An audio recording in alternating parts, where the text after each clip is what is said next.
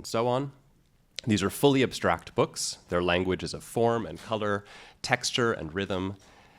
Each is addressed to a different conceptual or technical problem and titled with a T and a sequential number. T stands for Typescript or typescript. And I think you'll see the ways in which each of these works joins the type and the script, the mechanical and the manual, and expresses gesture through the machine. So some of the works that she makes are tightly planned and elaborate permutations, and others are freely improvised, and this is one of those. So please join me in welcoming Raffaella della Olga.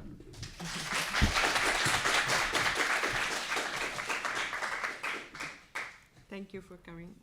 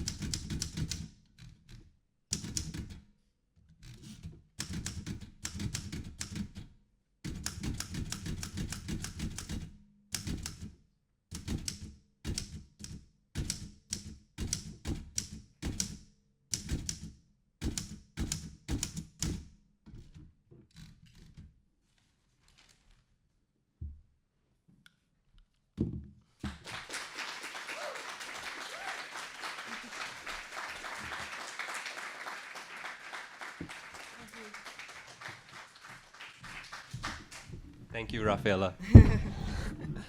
So I'll have, I don't know, 2 or 3 questions, but then I hope we'll certainly have time if others have 2 or 3 questions.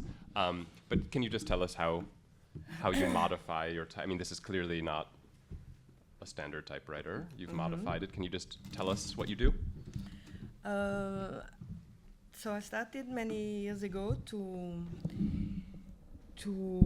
modify the keyboards of the typewriter. I have many typewriters in my studio, and because since the beginning I would not write text, not writing, no meaning. So the beginning was just underscore to draw, type lines and grids.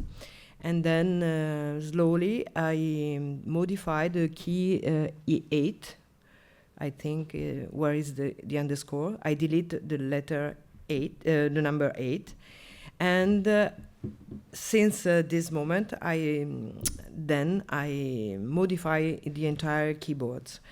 And I just use a Dremel to not delete, but just to delete the letters, so the letter becomes something else. And like this, I have, I don't know, I have maybe 10 typewriters, and I have a lot of different kind of signs. And during the time, I also discovered that I can use the typewriter not in a conventional way, but like my own tools, because just the first step to modify the keyboards, and then find a lot of colored carbon paper. I have many ink colored ink ribbons. So the starting point was it was the visual poetry, but then I stepped down. Sorry for the English. Sometimes I go very safe on myself, and sometimes it's confusing. But the typewriter is here is a very, very simple instrument, tool. So. And what is it that you're showing downstairs at the fair now? Yeah, we decided with the Tristar Books to focus on scores, because there are two other projects, mine and Black Mess Publishing and Garen Kelly, and we thought was a good idea to have a unique focus, scores, also because the way I use the typewriter is not, it could be linked with the sound, and also this abstract movement on paper could remind free improvisation about the score, sound, and you can use your voice or your hand, your feet. We don't care. Just give the freedom to people to express. This is my wish.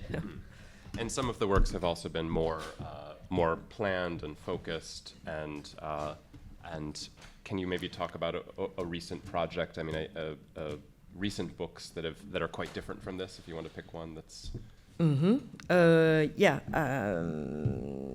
I'm very fascinated about art in general, but of course we have a taste, and for me is the abstraction is my really aim. When I do things, I want to be in this kind of landscape where there are signs but also colors, and so minimal art was at the beginning also something that interested me very, very much. Solitude, about lines in 4 dimension, and so I started with Solitude first works, and then I explore, because my background is not from art. I did something different in my life, and I started very late. Can you tell us what that something was? Many things. I escape all the time. And For example? For example, I don't know. I don't remember. Raffaella was a criminal defense attorney for some time. Well, for briefly, no, I studied law. It's true. I studied law, and then I was so unhappy about the law, and I said, okay, I become a typewriter artist.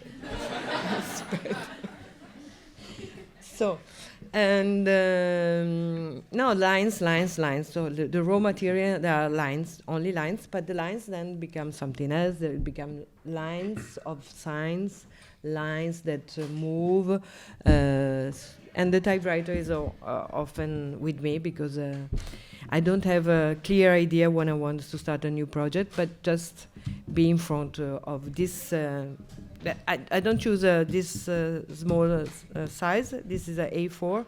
Normally I have A3 format or A0, very, very large, like this size, 1 meter, because it means for me space inside. When I work with this kind of straight and narrow space, I feel not able to do what I would like, but it's okay. And it's hard to find a A3 format in the USA, but they are very rare typewriter. And so the lines, it's a little bit, lines and grid are the two elements, and then inside the grid I can move and build my ideas of typewriting. And so in the show at the Clark, we're exhibiting your artist books, your typed paintings, and also your fabric works, and then works from the library collection of Hello. rare and artist books from the last century of people using the typewriter in kind of unexpected ways. But among the artist books, I'm thinking also about, when we talk about scores and notation, and this kind of vibration that you are recording, T50, for example. This is a very beautiful book that's held by the Bard Library at the Center for Curatorial Studies, and we'll be borrowing it. And it's a landscape format book with a beautiful cork cover, typed on cork. And then can you describe the conceptual focus of that book? Yes. So the starting point was the Song of the Birds, because I like very much birds, and I wanted to find a way to describe with this kind of tool how I can draw with my keys. The Song of Birds, and I found also a book here in USA. I don't remember the title of the Song of Birds, but I don't remember. Do you remember? No. So, and again, because I can work with the typewriter in a very classical way, so I type like lines like this, and then like this, and I can spend hours to just be straight in a space and do a precise work, or I can use the typewriter as I showed you before in this unconventional way, throwing the keys, moving. So the T50 is this case where I did something very, very free, without any clear idea, but just creating layers of colors, many elements. And sometimes when I work with the typewriter, I can insert other colors on the back, typing, for example, if I put the blue here and I type on it, the blue, here I have black, and there I blue, and then I can do many times with other colors. So. And sometimes I also put inside, between the two paper, piece of fabrics or piece of plastic web. So it comes from the typewriters, but it comes also from different kind of reliefs. And so T50 is this kind of layering with many colors. And for me, it could be a score, songbirds, but then again, it's free for everybody to imagine what there is inside. Are there questions? Technical, conceptual, or otherwise, I see, yeah. When you create these works, do you always have a soundscape in mind? Are you to the typewriter as your element? Like with the birds, did you hear the birds and then say, oh, I need to find this in this art form? Let me just repeat the question. So the question was about whether you have a soundscape in mind when you begin a project. Often is like a starting point very clear. For example, I see something that it's very strong in my mind, and I said, okay, I will work on this project. So it went in the past that I saw a catalog, and I was fascinated about windows. So windows like a place of contemplation, windows in art. And I did two works, T39 and T40, about my idea of windows. And so this is very clear, and I can work day by day, and I produce many, many pages, and then when it's done, I combine a page, I create a sequence that makes sense for me, of course, but about colors, about layerings, because I often use tracing paper to play with the transparency. But sometimes it's completely hazard. So I just start, and then it take forms later. And just to mention, that book T40 is one of my favorites. This is a book that the Clark acquired, and it's a tall book that is proportioned based on a paned window, rectilinear window, typed on tracing paper, and at different times we are looking at the window may shift, we may go inside the window, and the idea of the window as a framing device in the history of artistic representation, that a picture is a framed view through a window, mixes also with the space of the book and the book block and our memory of type on a page. So you're really kind of playing with the conventions of the book in a structural way. And this is vibrantly colorful book. You have a kind of synoptic view through it because of the superimposition and transparency. It changes as pages move. It is textured front and back and embossed, and quite singular. And then your future books have been entirely different. So each one changes. Yeah. Are there other questions? I see in the back. Yeah, Sophie.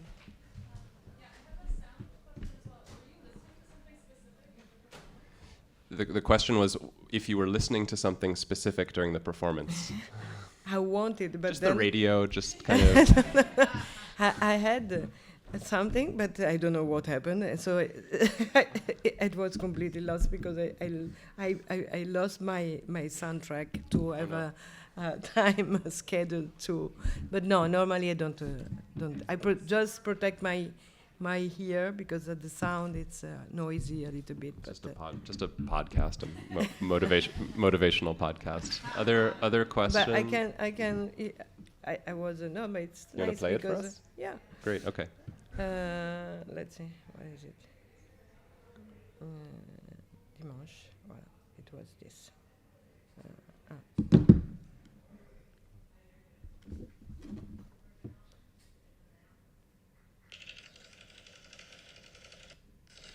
Because I often record.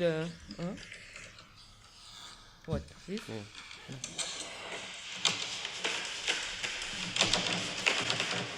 It was the same, more or less. I have many lip syncing scandal. Yeah. I have many record because I often record what I type, and then I sing, I count, I do many things.